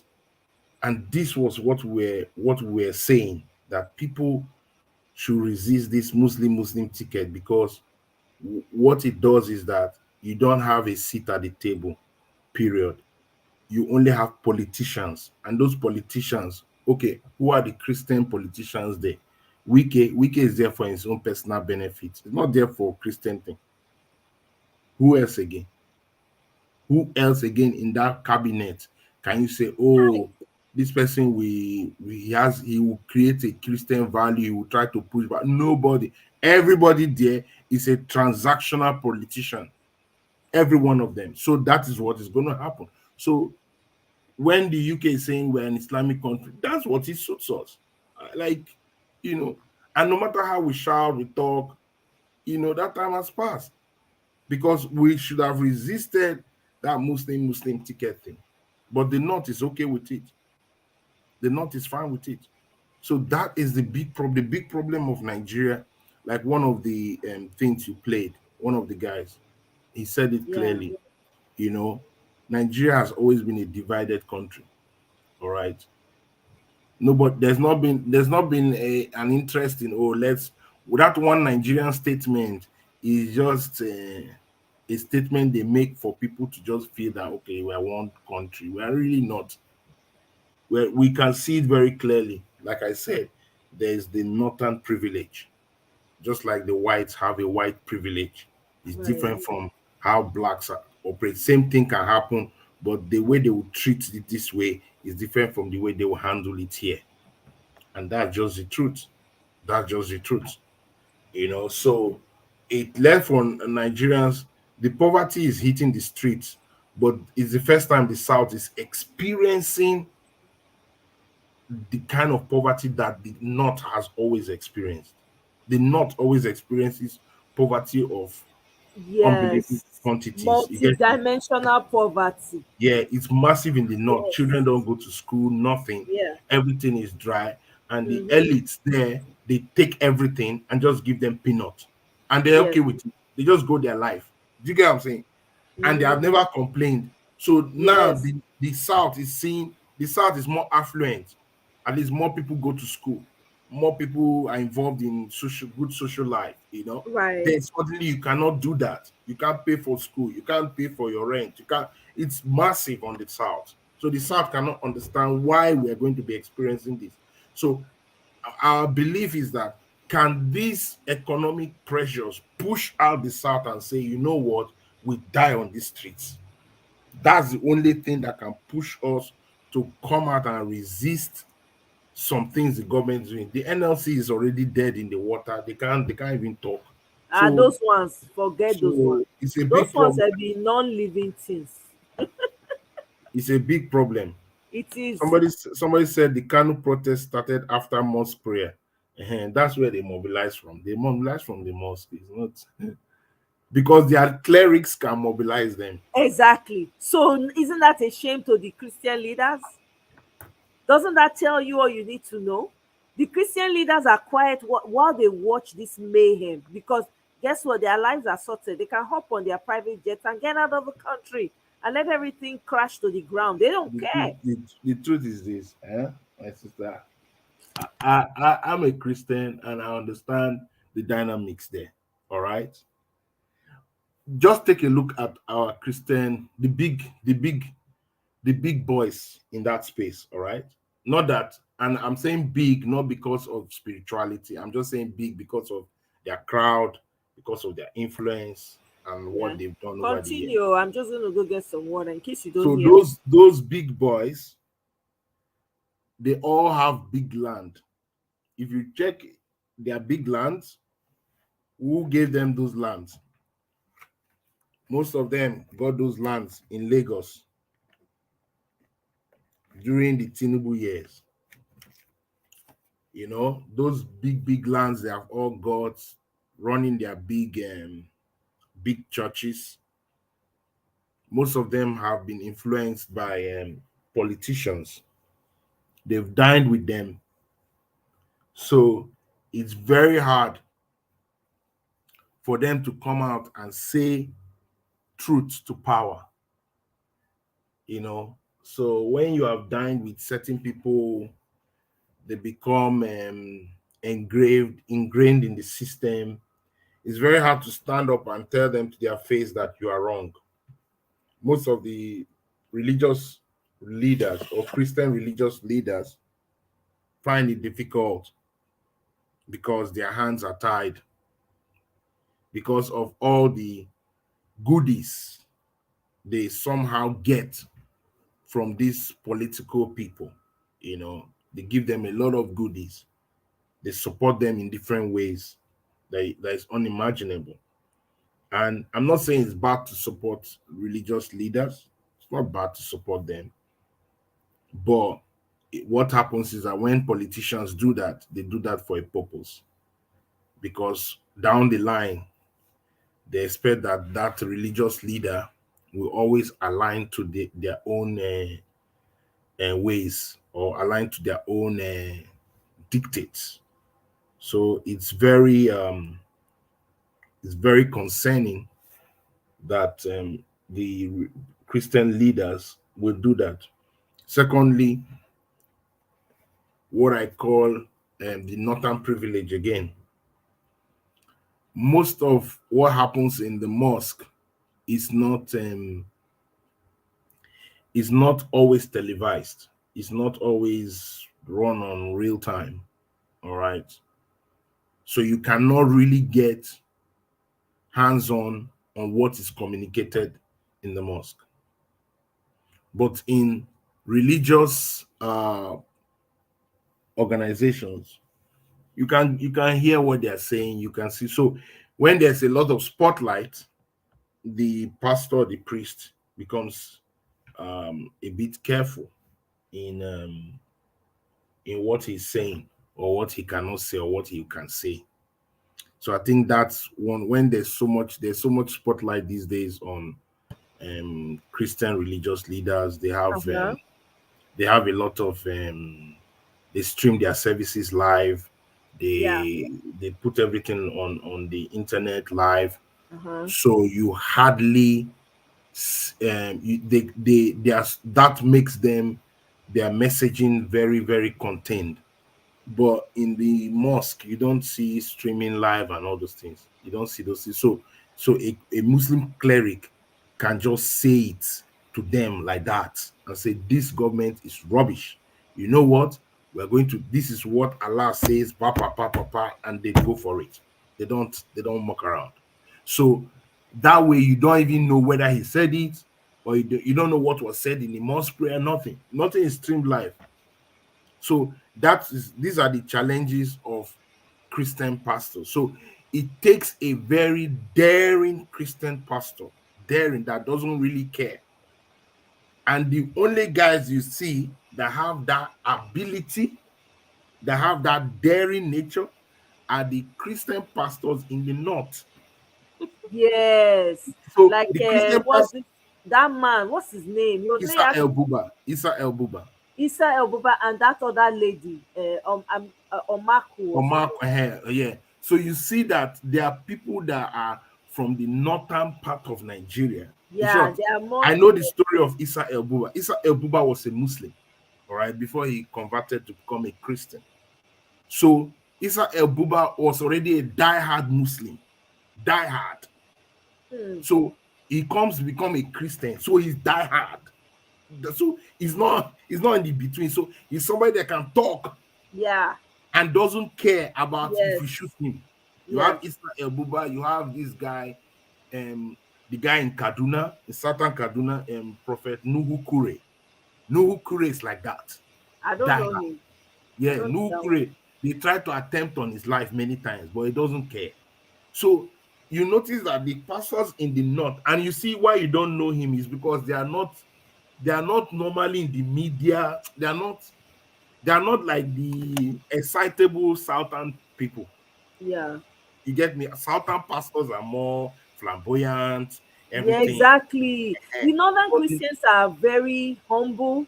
They don't they- show off. There's no show off. because that society is not like Materialism is not a deal for. No, you're that right. society is not like that. So they can communicate clearly that Yes.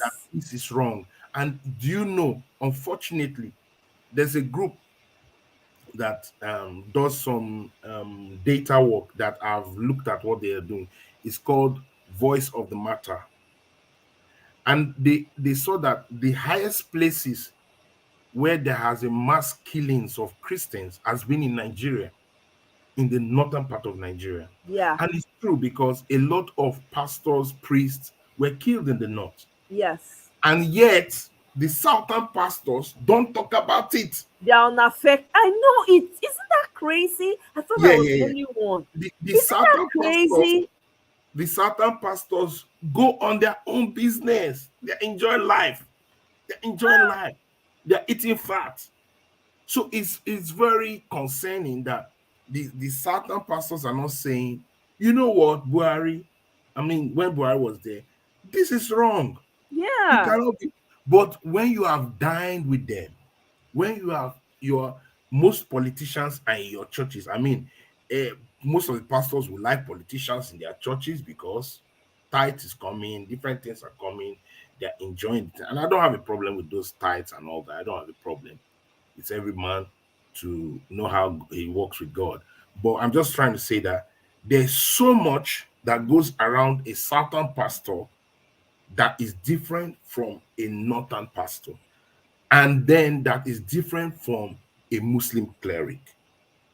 It's only few of the Muslim clerics that are activists that you hear their voice, because most things can be contained in the mosque. They can communicate it clearly in the mosque. So that's why it's very easy after the Jumat prayers on Friday in Kano or anything for them to be mobilized that look, this is the way it goes. And that's how they mobilize for elections. That's how they mobilize. That's how you wonder how elections are. That is where they mobilize for election. This is the person we are voting based on Islamic rules. Well, I know we don't like to talk about these things, but Nigeria is divided along those lines. So that is why a lot of Christians in the north and the middle belt and then in the south were saying, look, we need a balanced ticket so that those Christians in the north will not suffer a lot. And now we are not only seeing that, we are now seeing that Nigeria is being described as an Islamic nation, which it is not. And that gives you a different narrative in the global village, you know. So I think you need to say some of these, you need to read some of these comments. Yeah, I put one up just now. It's like, is it not better to forget the idea of one Nigeria now that it is clear that the core north wants us to be Islamized? We should jettison the idea of preaching one Nigeria. Hey, I know the one Nigeria issue is a very is more political than it is. I I don't mean, see in one there are Nigeria. there are many nations that have different people groups. I think every nation in Nigeria, because we're all nations, right? Before it became Nigeria, should go their way, or should no, let it be regional. Let every nation take care of their own, and we have a central. I think that's the only thing that would work. To be honest, now one Nigeria is a fake. It's fake because it's clear that only one place has all the autonomy, all the power, all the look at the south. As a southern person, there's so many things you can't say compared to a southern. When you people are in the same country, there's Okay, problem. okay, Oh, okay. Wait. If let me just agree, yeah, that you say okay, everybody go to their own place. How will you divide it? All right, you divide the north. The north is not just full north. You have the middle belt who are in middle belt different. have been shouting they are not part of the north. They should They are remove not part of the themselves. north. They Yeah. actually, let me just tell you here, if not for the middle belt, actually the middle belt is a very strategic point in Nigeria. Without the middle belt, the Islamization would have been very rapid. The middle belt is the only place that banks against it, because in the middle belt you have Plateau and all those places are core Christian places. But Kaduna, yeah, Jos. but there's been a pressure to make it Islamic, and the middle belt people have now copped it, because that's where a lot of the killings have been done, in Plateau, in all those areas, which is very sad. So you come to the south, the Biafra of years ago is that map is different from now. That map now, if you come down, the south person, which is Bayelsa, Rivers, Edo, Cross River, and all that, do not feel that they are going to be part of what was initially a Biafra. Now, But that Edo is that. were all those areas part of the Biafra? Yeah, of course. But now, Including Edo, are you sure? yes, now. But Really? now, yeah, of course. Let me see. I'm Yeah, you have to Googling check it. the map. It's true. Old Biafra map, right? Yeah. Just check old Biafra maps. Old Biafra Mhm. map. Let me bring it here so we can look at it together. So if you look at it, then that means the new. What? Let me just bring a term: new Biafra, or if there's something like that, will be the eastern states. All right. View all. Let me see. Let me view all. So which one is the old Biafra map now? Biafra are ancestors, ancestral. Let me see. Which one can I see clearly?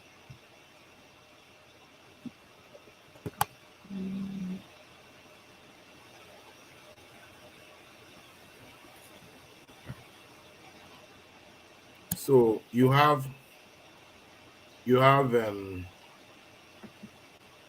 there's one yellow one that I just saw now. All right. It had Mm-hmm. like 25 provinces. All right. Mm-hmm. You have the eastern states and all that. You have Port Harcourt, Mm-hmm. Yenegua, which was the old Port Harcourt, which was Yenegua and Port Harcourt. That's Bayelsa and River State. Mm-hmm. You have Uheli. You have Asaba. Mm-hmm. You have Warri. Mm-hmm. You have Abo. Mm-hmm. Okay, that's Delta now. Yeah. Okay, Those are Delta. I'm not sure say Edo there was no Day. Edo I from don't this know one. ever day part because From this I one, don't there know was no ever day Edo. part of that. Because Edo was standing on its own. Okay, I think that was the mid belt Middle region, belt. uh That was which a was mid east Benin, midwestern. midwestern region. So okay, that's correct. That's what Thanks they for considered correcting us. midwestern. Yeah. Mhm. So this map now, the rivers person and the, like, let's say the Ijaw nation and all that, they will tell you that they are not going to join that thing. Is it not? So what Yeah. we are thinking that is going to be easy to divide is not really going to be easy to divide. Right. And even when you divide it, let's say, okay, Ijaw nation and River State, they form their own. Where will Edo fall? Edo fall in Middle Belt nation. Okay, form your own. Midwest. Midwest nation, form your own. Southwest, Oduduwa, form your own. Arewa in the north, form your own. All right. So how many? And then Biafra. That means six. 1, 2, 3, 4, 5, 6. Yeah. 6 geopolitical zones, 6 countries. All right. We come separate. Hmm? The question is, you will still need to interact. That's true. Border control, interactions, Yep. inflow of people, even if it is, will there be visa, will there be free visa, because there's a lot of intermarriages already. Yeah. So there will need to be, yes, the nations will not thrive on themselves, but you will need to work with each other. Yeah. There will be massive development, Mm-hmm. you get me, from Mm-hmm. as your power reach, but you will need to still find a way to work with each other from That's different true. countries. So my own proposal is what Nigeria is lacking is not, and those divisions does not guarantee good leadership. Absolutely. I All agree. right. Even if you are divided into 6 nations, does it guarantee that it's good leadership? No. No. So the most important thing is Nigeria needs good leadership, period. Yes. If you have a good leader that understands that sees Nigeria beyond the 6 geopolitical zones, sees Nigeria as an enterprise that must work, that the North can be a food basket. Right. We secure our borders. The prosperity of the North, the South, the East, they will begin to export their things. We change the landscape. Let there be industrialization. Let those groups begin to, export their products globally throughout Africa. Work on our school system, work on our finance system. Begin to see, you will notice that people will just have a sense of belonging. It will become a nation. It just needs a leader that understands and that can drive it. So at the end of the day, the bottom line is we have not got leaders that are visionary. Yeah. Visionary leadership. That's what it needs. Because if you divide us even into 12 groups, if you put the whole of the eastern states, there will still be wahala. That's I mean, the governors in the east, are they going to be different from the people there now? They won't be different. You get me? They will not be different. They will be the same people. Same people, governors in the governors in the southwest. Will they be different? The Sasa governors that always have money with them, will they be different if they even have their own country? Will they will the same people? for where. So at the end of the day, if there's no visionary leadership in any, if you like, divide it 12 places, it will still be the same.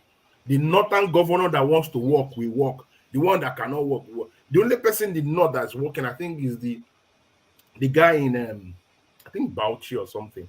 Zulum. All right? Zulum. Okay. He's in APC. You get me? But he has been doing a lot of good job in Bauchi. Yes, in the APC, but he has really been helping. He has really changed a lot of things in Bauchi. You get me? Improving places, even with all the Boko Haram issue. So look at Abia State. It's good governance we are talking about. Nothing more, nothing less. There must be, if there's good governance, the people are happy.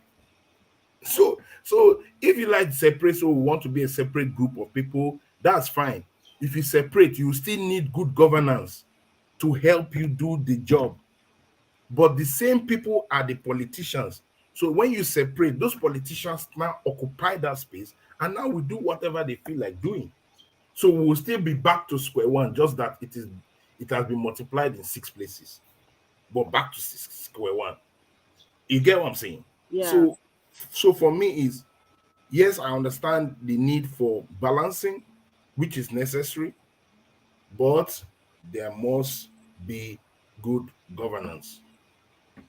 I kind of agree with you, to be honest. I can't really push back on a lot of it, but Christopher has a different take. He's saying that it can save lives, but I don't even know. Even with people in different, just the same region, there are people within the same region that are dealing with each other and buying each other. So how does it save lives, really? Chris, if you don't mind, come on the panel and come and talk. It's different when you are dealing with your own people, but now your people, they do you pass. Nah, that's the problem. Now who no man, they do man pass. That's the problem. You Most get of what the I'm things saying? that we've All right. experienced, like for instance, now if I speak for my state, is it the same people in the state that are doing each other? Is it the president of Nigeria that said don't fix the road in Edo State? Is it the president of Nigeria that elected without election, just handpicked local government chairman? Yeah. Is it, when they were trying to do that election, was it the president or any of the senate leaders that came to Edo State and prevented people from voting? Was it them? Now who no man they do man? Who were the people that went to threaten and told people not to come out during the local government election, not to come out and vote? Yeah. So Like I they understand. came out and vote that they were going to deal with them. I The understand same what Chris. people. Yeah, I understand what Chris is trying to, put down as okay. It's different when you are dealing with your people. The question is that okay, for instance, in the southeast, all right, there was the stay-at-home order, all right, Right. every Mondays, and we knowing that the southeast, their bread and butter is buying and selling. Yeah. That's their bread and butter. That's who they Yeah. are. All right. Now you cripple the economy, all right, and then small market women that want to sell small pepper, they cannot go because in Nigeria, let's remember that some people, if they don't sell that day, they don't gain anything that day. That's it. There's no food that day. Exactly. Because it's You must everyday understand. sales that they used to It's everyday survive. sale, is Yeah. hand to mouth sale. You get what I'm Yeah. saying? Now, when we do that, did you provide any? Was there anything that was provided by the people that gave out that order that say, okay, if you don't go to work on Monday, sit down this thing, because we want to push the government to ensure that there's a release of Nnamdi Kanu, which I understand. That's legitimate. You can have a kind of protest like that. It's a good. I mean, they did it in India. All right, they did it in India. However, the protest has to. Did you create a buffer for the people? Did you create a buffer for the people, or the people were manhandled during that process? So that these are the things that must be considered at all times. There must be balance in everything we're doing. If there's no balance in what we're doing, then let's forget it. So here's what AGK. Oh, AGK, welcome. Oh, it says you're mixing things up. Okay, Yama made a good point about regional government, but you're talking about division. Nigeria has 6 regions already. Let us start with that. So the 6 regions that we're referring to, let's just list them here. So the Yeah, former regions, we are right? not, Mr. AGK. We are not mixing things up. Our initial discussion was about each person going to their own in terms of their own nation. You get what I'm saying? Having a different country. That's why Right. we're discussing on that. But in terms of what you are saying, exactly, we have 6 regions. All right. If you want to go back to regional government, which was the proposal by P2B saying, okay, let's go to the parliamentary system. You have 6 regions, and let the 6 regions, we need to sit down as a country and say, okay, how do we work with these 6 regions? Right. And how do we have now a representative government in the center, so that and that is where they call true federalism. All right. We want true federalism. We want representative government from the 6 regions or geopolitical zones, as they call it as now. Then you now give those regions stronger autonomy to do what is best for their people in terms of their resource, in terms of their development. They develop at their pace, their resource at their pace. I tell you, it's a good idea, but the political group will not allow it. The political group are enjoying this system. The political group see that this presidential system has enormous power for the one man. It has enormous resource, and they enjoy that resource. They share it among themselves. So they will not want to go back to a place where the resource is going to be shared by the region and the president is just like a figurehead, because the regions will be more powerful. They don't want those kind of situations. So, that's how it is. But the regional situation is best for development. In my view, it's best for development, it's best for moving the country forward. We'll develop faster. But I don't So think. NGK is saying that Kene is saying that regional government could have worked earlier, but we're too divided today. Unless we do what Peter Obi said and rotate the presidency. Yeah, rotational presidency is good, but you must rotate. At the end of the day, let's say you rotate presidency. It's not about that. It's about genuine visionary leadership. So let's say you rotate presidency and you rotate to the southeast, and then the southeast, the political group there decides to bring Hope Uzodinma as the presidential candidate. Hey, God forbid. Well, No, hey, I'm just giving I an know. I analogy. better not use that man as example. No, Please. I need to use Don't it use any of because the bad people. oh boy, wait. You are discussing. I need to use Okay. it because somebody is saying when we rotate it, it will be good. Yes, it's good, but you can't rotate to somebody that does not work for us. Yeah. You cannot. At the end of the day, you must rotate the presidency. Yes, fine, but it's not about that. It's about whoever comes there has to have a vision for the country. Period. If you don't have vision for a country, if you put a useless person there, that's what you get. We have seen Buhari now. Buhari came there, no work. It was voicemail. So, so it's not about rotational at the end of the day. Yes, if you rotate to Peter Obi, okay, yeah, we'll watch him. He may do well, he may not do well, depending on how he handles the position. Again, but we hope that he will do well because of what we think he has done before. All right. But let's say if Peter Obi now rotates the to the north and they bring a guy from a place that he has no clue, just because it's rotational, does it mean that it will work? No, it's all about, it boils down to visionary leadership, getting the right people to do the job. We have senators, we have House of Rep. Those people are from localities.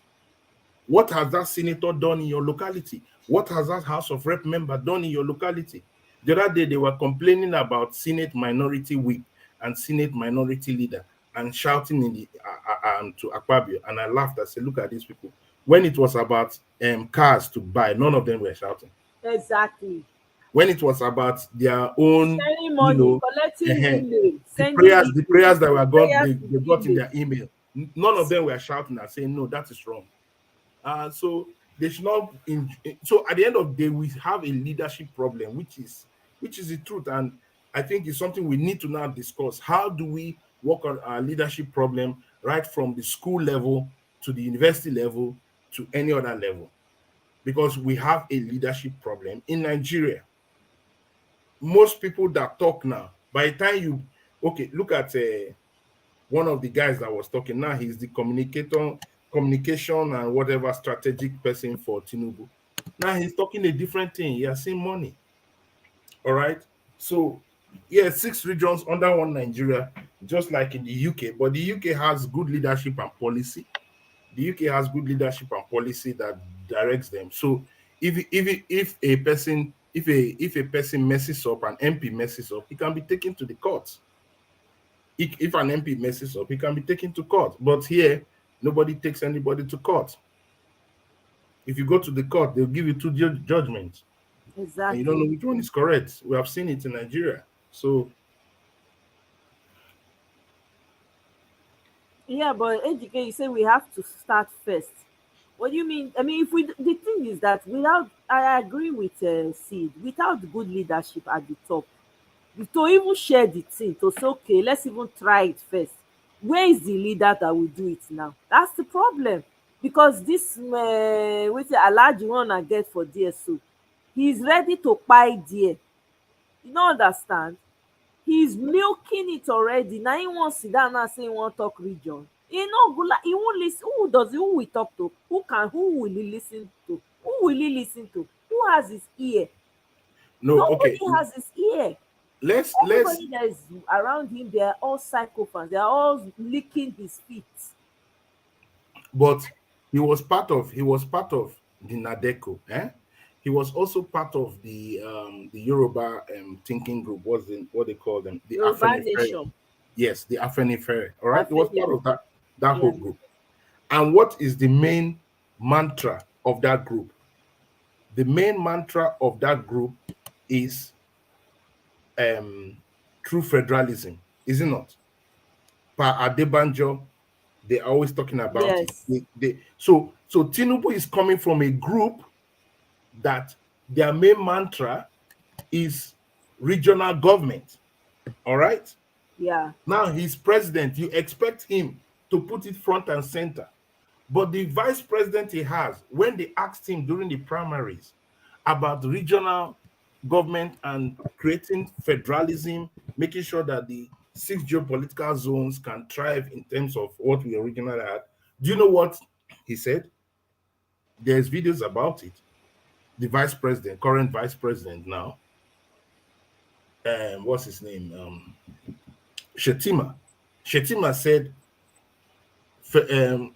federalism my foot. That's what he said. He said, what are you talking about? That my foot, because he talks like a mad person. He said, true federalism my foot. That means in the north, they don't care about that. Because this system, this presidential system, suits northern elite politicians. And the southern ones that join them, it suits them. Because in a true federalism situation, they are forced, it will compel regions to develop. It will compel regions to develop. So in the southeast, you will develop education. Southwest, you will develop your education structure. You will develop your commerce. You will develop different things. You will have better negotiation skills with other regions in order to prosper. Right. And then you bring a percentage to the central government, which will be in charge of security, monetary policies, and all that. But they don't want that, because the big pie, if the big pie in the center is that's why everybody goes. Once a president comes there, he becomes like their father. They start saying, oh, he's our father. Exactly. Who become your father? Because he's in charge of everything. So I believe in regional government, but Tinubu that should be the person championing it from the place that champions it is not championing it. So it tells you a lot. It leaves a lot to be desired, in my opinion. Exactly. No, I mean, I agree with you. AGK says UK started somewhere before they got where. But you're talking about UK leaders that have sensible leaders that care about their people. You're dealing with Nigeria. We have leaders that are evil to the core. Their intentions is not good for towards their people. Their intentions are only for outsiders and themselves. That's the difference. Even if we Exactly. start, it's okay. We want to, just like the example you cited now, somebody like a Hope Uzodima would emerge. What do you then do? So this is something that needs to be thought out properly. Not, we can't just say, oh, let's try and error. It's like going from fire to, if there's anything worse than fire, I don't know. That's what it's going to be like. And also to buttress that point, we have had many national confabs. All right, we have had almost 2 or 3 national confabs. All right, I agree with you, Kene. We're a fractured country. That's the problem. Thank you. Go ahead, Sid. Sorry. We've had different national confabs to discuss and say, okay, we need a new constitution. We need to come together. We need to find whether this union works at all. All right, people have sat down and they have brought many postulations. There was a lot of write-up with regards to electoral reforms. I think by the UAS panel, they brought out many things, but every government gets in, they dump it. Because the federal system suits a few of the politicians, and they keep us fractured, because keeping us fractured works for this system. Keeping Nigerians fractured across ethnic and religious lines works very much for the presidential system that is a few enjoying. So how do we change this system? We have to go back into our individual constituencies. The question is that how many people can talk to their constituency person? Do you know whether they have offices? They don't have any office in the constituency. They have offices like here we are. You can say, okay, I want to go and talk to an MP. That's fine. You can go and talk with an MP because he has an office. You make a booking, you go and talk with him. But here you can't do that in Nigeria. You can't do that in Nigeria. So there's no roadmap. There's no roadmap to reforming our political system. And the politicians understand that. That's why they monopolize their nomination systems in their party, make it extremely difficult for anybody to be nominated except the rich money bags. And that is by transaction. And then they control the political system and political, voting system. So even if you go to a region and say, okay, let it be region, the people that will be voting and doing the systems there, they will not be imported. They will be the same Nigerians. That's true. So there must be a sense of a shift of culture to look at this presidential system that we already have. There's no perfect system, whether regional or presidential or monarchy. There's no perfect system. Even if you go to British monarchy and they tell you what they do behind the scene, you want to throw them into the lagoon. That's true. I mean the British monarchy system. But it's because over time, you get me, they make sure that 60 or 65% they will do the things the people want, but the other part they keep for themselves.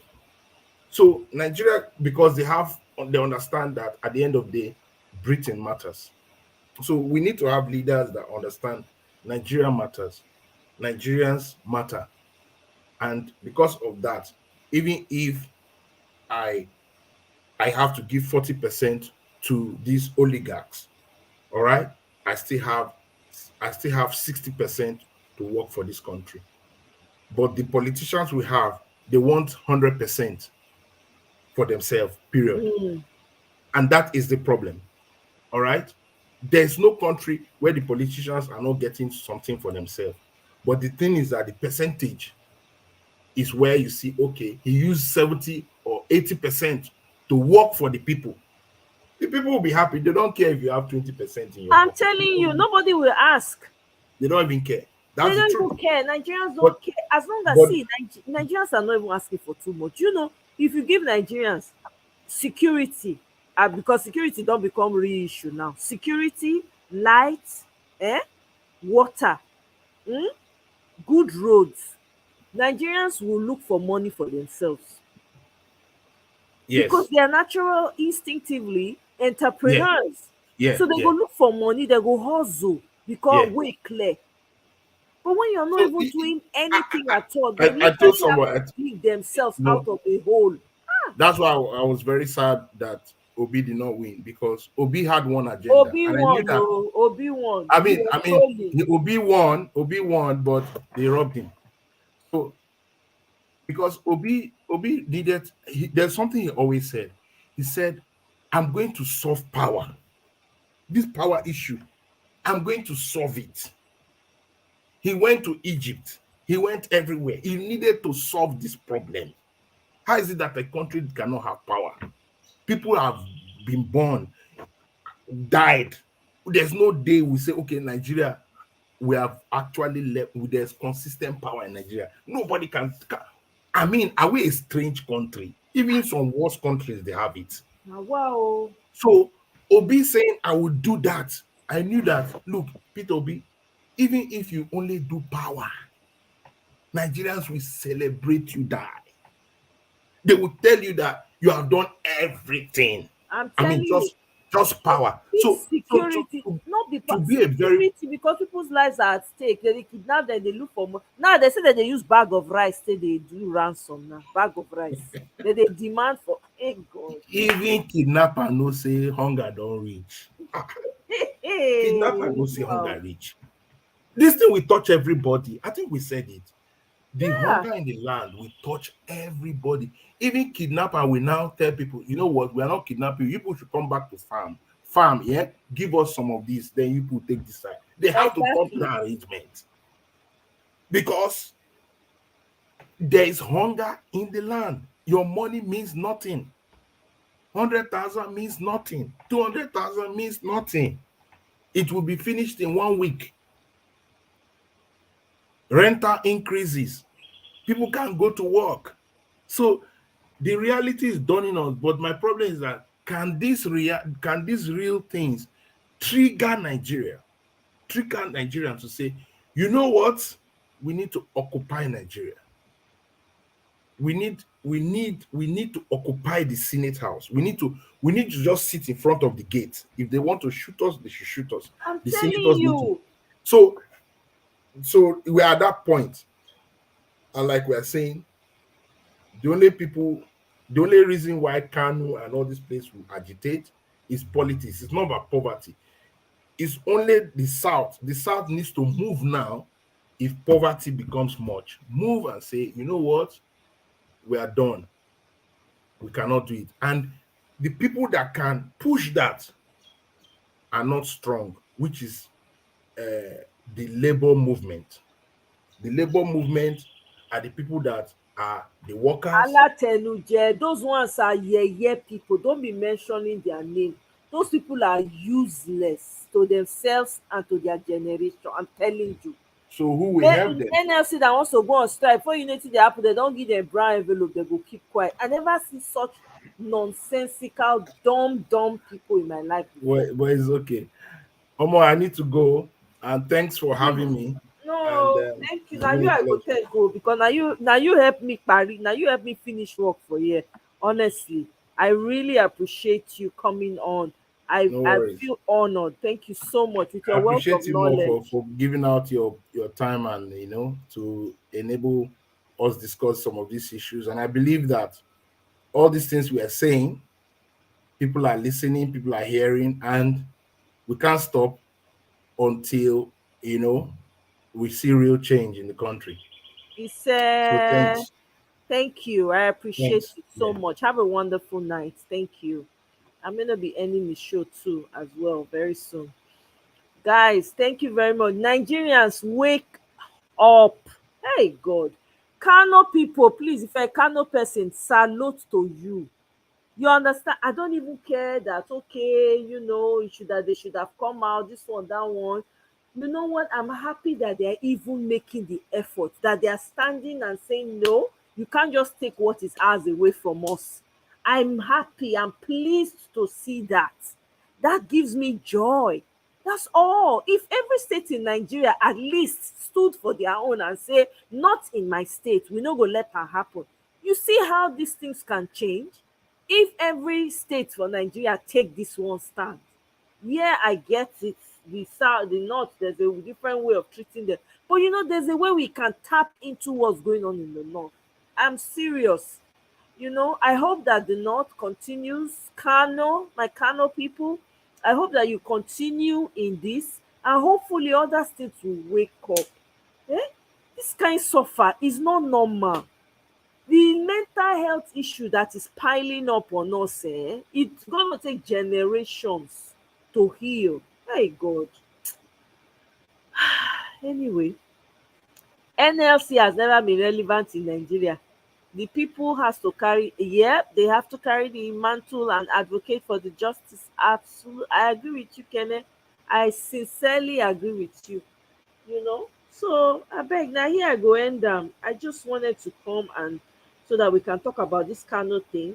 I'm probably gonna come back here tomorrow, so we can continue this conversation and take it where we need to take it. We can't give up. We only have one country. We only have one home country. We don't get two. Not be two we get now when we say okay, e no work for here. Maybe we go. Some people dey now they come from two countries. Their papa na mama na Gambia, and the other one na if Nigeria they do anyhow, they go Gambia. Oto, but you and I, is that one Nigeria that we have? So we have to keep talking. We have to keep having this conversation. We have to keep pushing it forward. We can't get tired. It's okay to get overwhelmed or feel overwhelmed sometimes. Take the necessary break. We move forward. We gotta keep pushing, people. We cannot give up. Oh, nobody's coming to fix this for us but ourselves. So, with that, I say have a wonderful rest of the evening. Thank you for joining me on such short notice.